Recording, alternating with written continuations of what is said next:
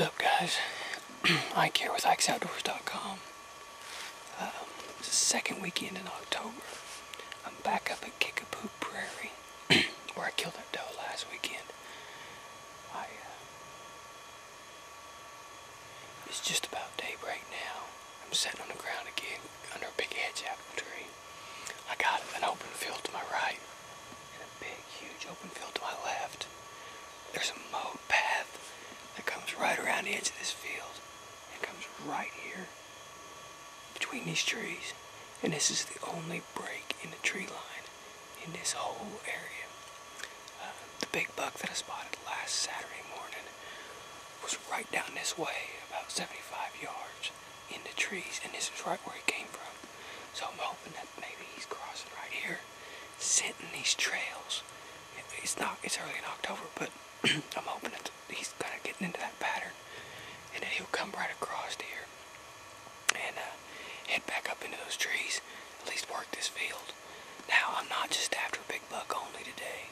I'm after a doe or a big buck. I'm after a mature animal. And I think that's important, is to set a goal before you leave the house, before you go hunting, and set up for that.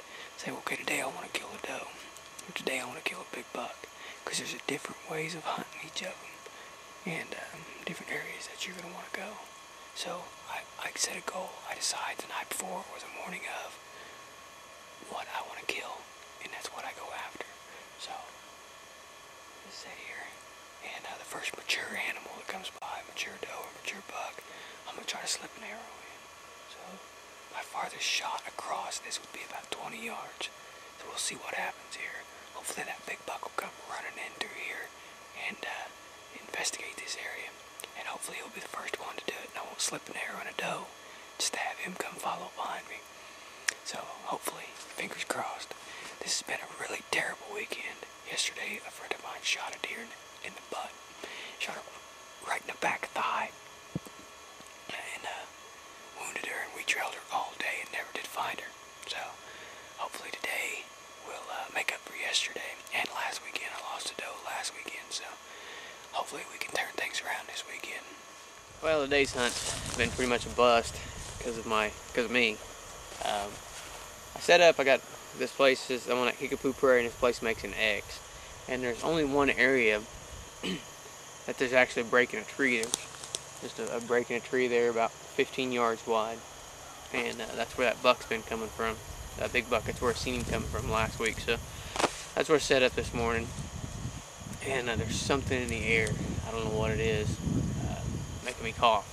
I just cannot stop coughing this morning and clearing my throat. My throat's just, I don't know what it is. It's just scratching the heck out of my throat and making me cough like crazy. So I've tried. It's only about 9 o'clock right now, and I'm actually not even in the same spot. I'm actually up on the side of the hill in front of the biggest dang hedge apple tree that I've ever seen in my life. But I'm up here. I'm about 150 to 200 yards away from the tree line now, and just watching across this field to see if anything's moving. And if I can catch something coming across, maybe I can ambush it. I've got a little bit of cover here. Maybe I can ambush it going across, but I'm not. It's not really a plan. It's just I'm killing time. I'm not ready to head back home yet. It's only 9 o'clock. So, but that's just the way this weekend's gone too. It's just been one of them weekends. Yesterday, a friend of mine went out with a friend, and he shot a doe and shot her right in the hind quarter. And you guys won't get to see that footage, but shot her right in the hind quarter. And we trailed her all day long and never could find her. And somewhere in the course of trailing her over the half mile or 3/4 of a mile, I lost my release. So can't find my release, and you know, it's nice. That's the bad thing about buying some expensive hunting products. You know, first time in my life I've ever spent more than $30 on a release. I bought this $80 release, and then bought a 4-pound trigger for it, a new strap and all this stuff, and got maybe $100 wrapped up in this release, and I've lost it now. So nice high-dollar equipment, and take it out and lose it. So that's unfortunate, but that's the way this whole weekend's going. So next weekend, we just have to keep pushing forward. Next weekend, I've started seeing some rubs, and I'm hoping next weekend maybe the bucks will start getting into a little bit more of a little bit more rutting activity, pre-rut activity, and maybe get a little bit more active. So start trying to use the decoy that I've got. I've got a 360 decoy. Start trying to use that next weekend, and maybe even get the rattling horns out, something like that. Start doing some light rattling. So that's it. This has been a boring hunting journal, but it's pretty much all I got right now. Pretty slow weekend. So time to head to the house, get some coffee, and get ready to go back to work tomorrow morning.